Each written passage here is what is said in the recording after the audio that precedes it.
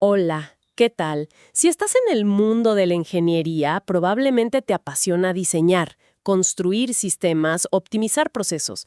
Bueno, hoy vamos a explorar algo parecido, pero desde la ley. ¿Cómo se diseña y construye una entidad legal para un proyecto o negocio? Piénsalo como armar la arquitectura de una nueva persona reconocida por la ley.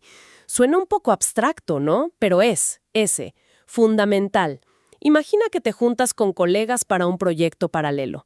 Al principio, todo bien, pero si la cosa empieza a moverse, ¿cómo compran equipamiento a nombre del equipo? Mm, ¿Cómo definen quién pone qué y cómo se reparten las ganancias si las hay? claro. ¿Y qué pasa si en lugar de ganancias hay deudas? Ahí es donde entra la estructura legal que vamos a analizar. Exactamente.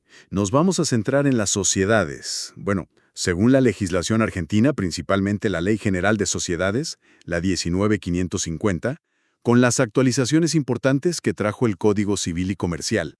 La idea no es recitar la ley, No. sino entender la lógica detrás, los componentes esenciales, eso que permite que un grupo de personas o incluso una sola actúe como una unidad con derechos y obligaciones propios. Ajá. Es interesante lo que plantean juristas como Nissen, ven a la sociedad como una herramienta súper útil, un mecanismo para juntar capital, esfuerzos. Crear esta persona jurídica separada tiene una función clave, proteger a quienes contratan con ella porque hay un patrimonio específico que responde por las obligaciones. Claro, una garantía. Pero, y acá está el punto crítico que también señala Nissen, esta misma separación puede usarse para fines incorrectos, ¿viste? Para evadir responsabilidades. Ah, la trampa. Por eso las reglas y los controles son tan importantes. No es solo burocracia, es parte del diseño del sistema para que funcione como debe. Entendido. Entonces, si vamos a construir esta persona jurídica, ¿cuáles son los planos? ¿Cómo define la ley qué es una sociedad? Ya dijimos que es como un ente aparte, pero ¿cuál es la definición técnica? La piedra angular es el artículo primero de la Ley General de Sociedades, la LGS.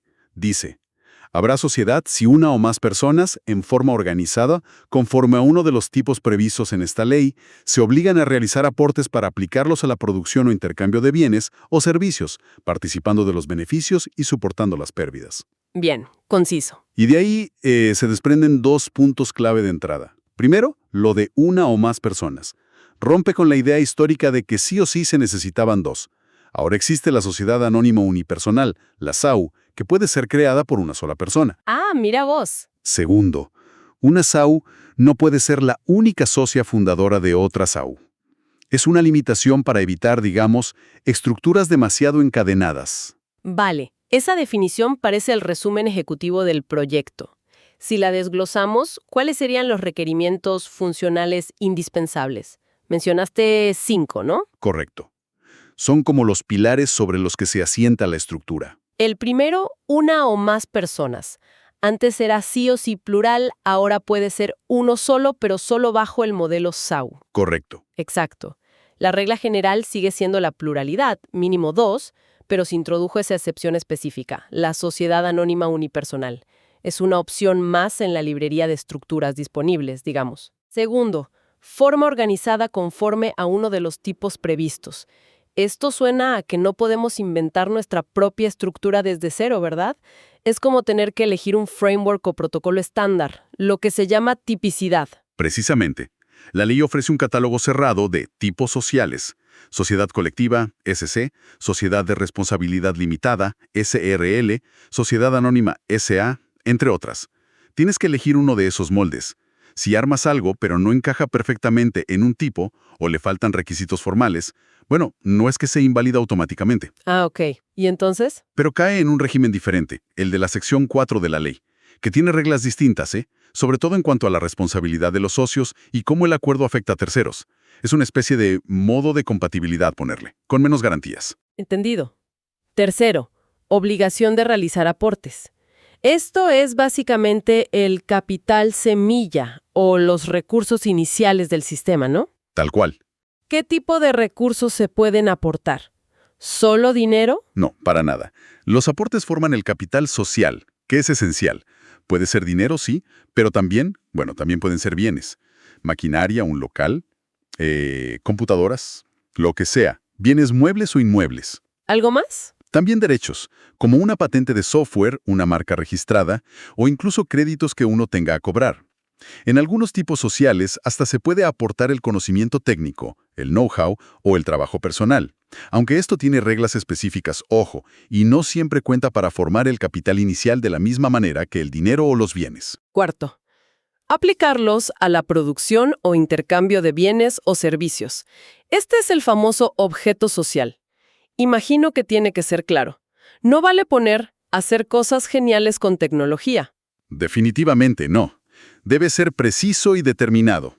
Por ejemplo, desarrollo y comercialización de software de gestión para pymes, o servicios de consultoría en eficiencia energética para la industria, ¿Y por qué tanta precisión? porque define el ámbito de actuación de la sociedad.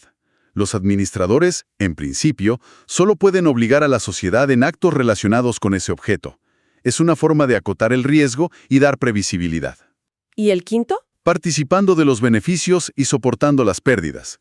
La parte emocionante y la parte que nadie quiere, pero que va en el paquete. Es la esencia del negocio. Claro, se busca una ganancia, pero se asume el riesgo de que no salga bien. La forma exacta en que se comparten esas ganancias y, sobre todo, cómo se afrontan las pérdidas varía enormemente según el tipo de sociedad que se haya elegido.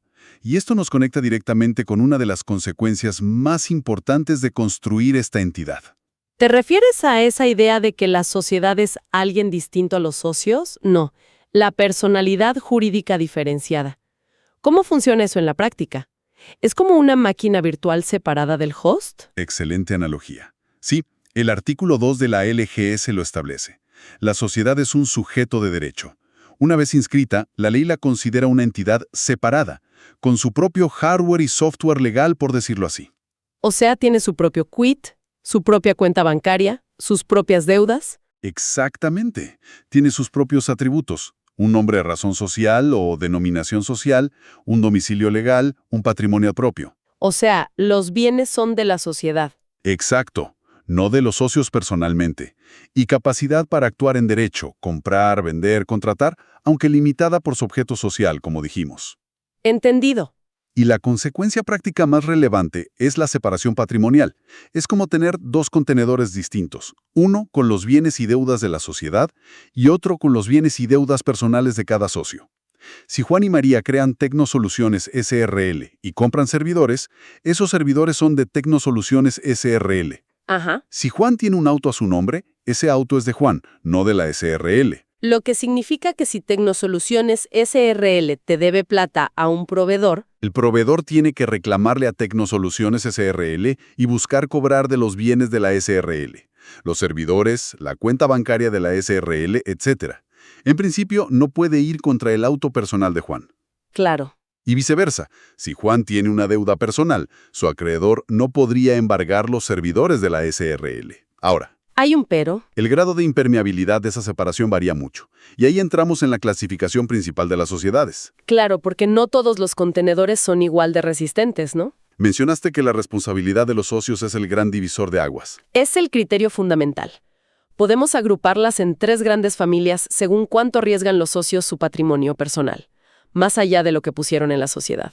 Primero, las sociedades de personas o de interés.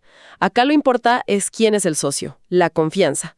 El ejemplo clásico es la sociedad colectiva, la SC. Ok, la característica brutal, digamos, es que la responsabilidad de los socios por las deudas de la sociedad es ilimitada. Ilimitada. O sea, Responden con todo su patrimonio personal. Casa, auto, ahorros. y además es solidaria. Espera, solidaria significa que si la sociedad debe 100 y somos 2 socios, el acreedor puede reclamarme a mí los 100 enteros, aunque mi socio también sea responsable. Exactamente eso. El acreedor elige a quién cobrarle el total. Después, internamente, el socio que pagó podrá reclamarle al otro su parte, pero frente al acreedor responde por todo. ¡Wow! Es como si todos los socios fueran cofirmantes de todas las deudas de la empresa con todo lo que tienen. Muy riesgoso. Uf, suena a algo que solo harías con alguien en quien confías ciegamente, ¿viste? O si no tenías otra opción. ¿Cuál es el segundo grupo? Uno más seguro, espero. El segundo es la sociedad por cuotas. La estrella acá es la Sociedad de Responsabilidad Limitada, la SRL, súper común para pymes. Es un híbrido. El capital se divide en cuotas sociales. Y la clave, la responsabilidad de los socios es limitada al capital que se comprometieron a aportar. Tiene un tope, eso sí, de 50 socios. Ah, esto suena mucho más razonable para la mayoría de los emprendimientos. ¿Y la tercera categoría? Son las sociedades por acciones. Acá lo central no es tanto la persona del socio, sino el capital que representa a través de acciones. Los ejemplos típicos son la sociedad anónima, SA, la sociedad anónima unipersonal, SAU, que ya mencionamos, y la más nueva, la sociedad por acciones simplificadas, SAS, pensada para agilizar la creación de empresas. ¿Y la responsabilidad? En estas, la responsabilidad de los socios, que acá se llaman accionistas, también es limitada al capital que suscribieron, es decir, al valor de las acciones que se comprometieron a pagar. Bien. Entonces tenemos la idea general, los requisitos, la separación de patrimonios como concepto clave y estos tres grandes modelos de responsabilidad. Ilimitada y solidaria, alto riesgo personal; limitada, riesgo acotado al aporte; y por acciones, también limitada. Ahora, ¿dónde se definen las reglas específicas de nuestra sociedad en particular? Es como el archivo de configuración principal del sistema. Exacto. Ese es el instrumento constitutivo, que según el tipo de sociedad puede llamarse contrato social, más común en SRL, o estatuto, en SA. Es el documento fundacional, el manual de operaciones y gobierno de esa sociedad específica. ¿Y cómo se hace? ¿Es muy formal? Generalmente se puede hacer por instrumento privado, o sea, un contrato firmado por los socios con firmas certificadas, o por instrumento público, ante escribano, aunque algunos tipos como la SA requieren sí o sí escritura pública. ¿Y qué información crítica debe contener ese archivo de configuración según la ley? El artículo 11 de la LGS detalla el contenido mínimo obligatorio. Son varios puntos, pero los esenciales son: 1. Datos completos de los socios. ¿Quiénes son los usuarios iniciales? 2. Nombre y domicilio de la sociedad, su identificador y ubicación legal. 3. El objeto social preciso, el alcance funcional definido. 4. El capital social, los recursos iniciales y quién aportó qué. 5. El plazo de duración, cuánto tiempo vivirá el sistema, aunque puede ser indeterminado. 6. Cómo se organiza la administración, la fiscalización si corresponde y las reuniones de socios, la estructura de gobierno y gestión. Ajá. 7. Las reglas para distribuir ganancias y afrontar pérdidas, el algoritmo económico. 8. Cláusulas sobre derechos y obligaciones específicas de los socios. Y 9. Normas para el funcionamiento interno y cómo se procederá en caso de disolución y liquidación, los protocolos de operaciones cierre. Mucha data importante. Y leí por ahí que hay ciertas configuraciones prohibidas, ¿no? Cláusulas que, si las pones, son como un boj legal y no tienen validez. Correcto. Son las llamadas cláusulas nulas del artículo 13. La ley prohíbe pactos que considera injustos o que desnaturalizan la idea de sociedad. Por ejemplo, No puedes pactar que un socio se lleve todas las ganancias y otro ninguna, o que uno quede totalmente exento de las pérdidas. Tampoco se puede garantizar a un socio que recuperará su inversión o tendrá ganancias fijas, pase lo que pase con el negocio.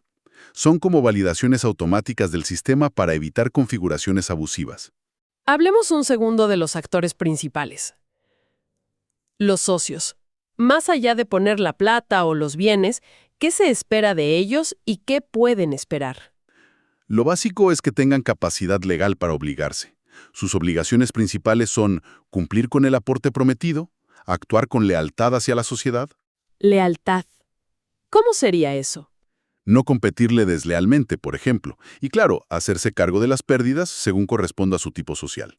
A cambio, tienen derechos fundamentales.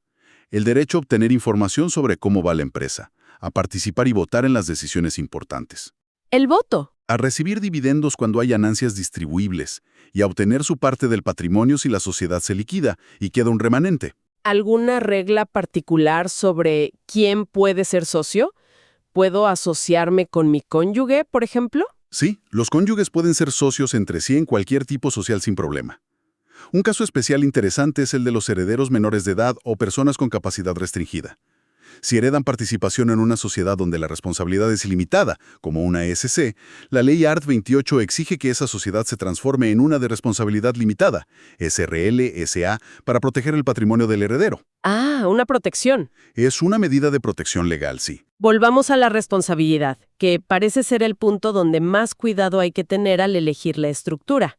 Mencionaste limitada versus ilimitada, pero a veces uno escucha historias de terror donde la limitada no fue tan limitada. ¿Cómo es eso? Es una excelente pregunta, porque la responsabilidad limitada no es un escudo mágico impenetrable. Repasemos. Ilimitada y solidaria, SC. Respondes con todo y por todo. Limitada, SRL-SA. En principio, respondes solo hasta tu aporte. Mixta, sociedades en comandita. Algunos socios tienen limitada y otros ilimitada. Ok, ¿el repaso? Ahora, 2 puntos clave. Primero, la subsidiariedad. Incluso en las de responsabilidad ilimitada, los acreedores primero deben intentar cobrarle a la sociedad. A la persona jurídica. Exacto. Y solo si el patrimonio social no alcanza, después pueden ir contra los socios. Segundo, ya que está el pero a la limitada, ese escudo se cae si hay actuación ilegal, fraudulenta o con grave negligencia por parte de los socios o administradores. Ajá. Si se usa la sociedad para defraudar, si se mezcla el patrimonio personal con el social de forma indebida, si no se llevan los libros contables, los jueces pueden correr el velo societario. Correr el velo. Sí, y hacer responsables personalmente a quienes correspondan, incluso en una SRL o SA. La limitación es para el riesgo del negocio normal, no para cubrir actos ilícitos. Ojo con eso. Clarísimo. O sea, la limitación de responsabilidad depende de operar dentro de las reglas del juego. Y hablando de operar, ¿quién maneja el día a día? ¿Quién firma los contratos a nombre de la sociedad? Ahí distinguimos 2 roles, que a veces recaen en las mismas personas, pero son conceptualmente diferentes. Administración y representación. La diferencia. La administración es la gestión interna. Tomar decisiones operativas, manejar el equipo, planificar estrategias. La representación es la actuación hacia afuera. Es quien tiene el poder de firmar en nombre de la sociedad y obligarla frente a terceros, clientes, proveedores, bancos. Entendido. Y acá volvemos a la importancia del objeto social. El representante legal, el gerente en una SRL, el presidente del directorio en una SA, por ejemplo, obliga a la sociedad con su firma, pero solo dentro de los límites de ese objeto. Si el objeto es fabricar muebles y el representante firma un contrato para comprar un avión, en principio, ese acto no obliga a la sociedad. ¿Salvo qué? Salvo que se demuestre que el tercero no podía saberlo y actuó de buena fe. Es una protección para la sociedad, pero también define el alcance del poder del representante. ¿Y si esos administradores o representantes meten la pata, toman malas decisiones o actúan sin cuidado? Tienen una responsabilidad importante. La ley les exige actuar con lealtad y diligencia de un buen hombre de negocios. Un estándar alto. Sí. Si por su culpa o negligencia grave causan un daño a la sociedad, responden personal, solidaria e ilimitadamente por ese perjuicio.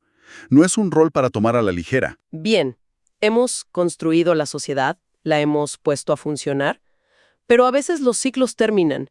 ¿Cómo se desmantela legalmente una sociedad? Hay 2 caminos principales. Uno es la resolución parcial. Un socio se va, muere, lo excluyen, renuncia, se le paga su parte, pero la sociedad sigue funcionando con los demás. ¿Cómo sacar un componente sin apagar todo el sistema? Tal cual. El otro es la disolución. La sociedad entera entra en proceso de cierre definitivo. Las causas de disolución están en el artículo 94. Puede ser por decisión de los socios, porque se cumplió el plazo por el que fue creada, porque se logró el objetivo, o se volvió imposible lograrlo, por pérdida del capital social, si quiebra, etc. Una novedad importante que trajo la reforma, artículo 94 bis, es que si una sociedad queda con un solo socio, eso ya no la disuelve automáticamente como antes. Ah, eso es nuevo. ¿Sí? Si es una SRL o SA que queda con uno, ahora tiene la opción de transformarse en una SAU o incorporar nuevos socios. Es un cambio que da más flexibilidad y evita cierres innecesarios. Y una vez que se decide la disolución, ¿qué pasa? ¿Se baja la persiana y listo? No tan rápido. Entra en la etapa de liquidación. La sociedad sigue existiendo solo para este fin. Se nombran liquidadores, que pueden ser los mismos administradores u otros. ¿Y qué hacen? Su tarea es: 1. Vender todos los activos, bienes, cobrar deudas pendientes. 2. Pagar todas las deudas de la sociedad, pasivos. 3. Si después de pagar todo queda un saldo, un remanente, distribuirlo entre los socios según lo que corresponda por contrato o ley. Recién ahí termina realmente la vida de la sociedad. Es el proceso ordenado de apagado y limpieza. Perfecto. Ha sido un recorrido intenso, pero muy clarificador. Para terminar de fijar las ideas, ¿podríamos hacer un resumen rápido de las 3 estructuras más comunes que vemos en la calle? SC, SRL, SA. ¿Cuándo elegirías una u otra en 2 palabras? Dale. Simplificando mucho, SC, sociedad colectiva. Pénsala para pocos socios con muchísima confianza mutua, dispuestos a arriesgar todo su patrimonio personal. Responsabilidad ilimitada y solidaria. Muy simple de armar, pero máximo riesgo. Poco frecuente hoy. Clarísimo. La de alto riesgo. SA, sociedad anónima. Ideal para proyectos grandes que necesitan mucho capital o con muchos socios que no necesariamente se conocen. El capital se divide en acciones fácilmente transferibles. En teoría, la responsabilidad es limitada. Pero es más compleja y costosa de constituir y mantener. Requiere directorio, asambleas, a veces sindicatura. La opción más corporativa. SRL, Sociedad de Responsabilidad Limitada. El caballo de batalla para la mayoría de las pymes. Combina la responsabilidad limitada, protege el patrimonio personal, con una estructura más simple y flexible que la SA. El capital se divide en cuotas, no tan fáciles de transferir como las acciones. Tiene un tope de 50 socios. Es un buen equilibrio entre protección y agilidad para muchos casos. La más versátil parece. Se podría decir. Por supuesto, hay otros sabores. Las comanditas, la de capital e industria, y la SAS, Sociedad por Acciones Simplificada, que intenta ser aún más ágil para emprendedores, aunque con sus propias particularidades. Y ni hablar de todo el mundo concursal. Acuerdo preventivo extrajudicial, concurso preventivo, quiebra. ¿Qué es lo que pasa cuando la sociedad no puede pagar sus deudas? Pero eso ya es otro nivel de profundidad. Excelente. Creo que ahora sí tenemos el mapa completo de las estructuras base. Vimos qué es una sociedad, los 5 requisitos para activarla, la importancia crítica de la personalidad y patrimonio separados, la máquina virtual, Fundamental eso. la diferencia abismal entre responsabilidad limitada e ilimitada, y que la limitada no es un cheque en blanco, y un pantallazo de los modelos más usados. Entender esta arquitectura legal es clave, ya sea para lanzar un proyecto propio, para trabajar en una empresa y entender su funcionamiento interno, o incluso al contratar con ellas. Ya tenemos el framework básico para comprender cómo se construyen y operan legalmente. Exacto. Con esta base, mucho de lo que sigue tiene más sentido. Y como reflexión final, conectando con lo que vimos sobre tipos sociales, flexibilidad y control, pensemos en la tensión constante en el derecho societario.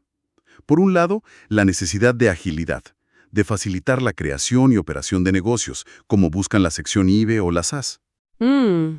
Por otro, la necesidad de proteger a todos los involucrados, los propios socios entre sí, los terceros que contratan, los empleados, el interés público. El equilibrio difícil. ¿Cuál dirían que es hoy el principal desafío al diseñar o ajustar estas reglas? ¿Cómo lograr el equilibrio óptimo entre flexibilidad para innovar y seguridad jurídica para que el sistema sea confiable para todos? Es casi un problema de optimización continua. Una pregunta compleja, sin duda. Pero con la base que exploramos hoy, al menos podemos empezar a entender las variables en juego. El código fuente de las sociedades ya no parece tan indescifrable. Esperamos que les sirva. Nos encontramos en la próxima exploración.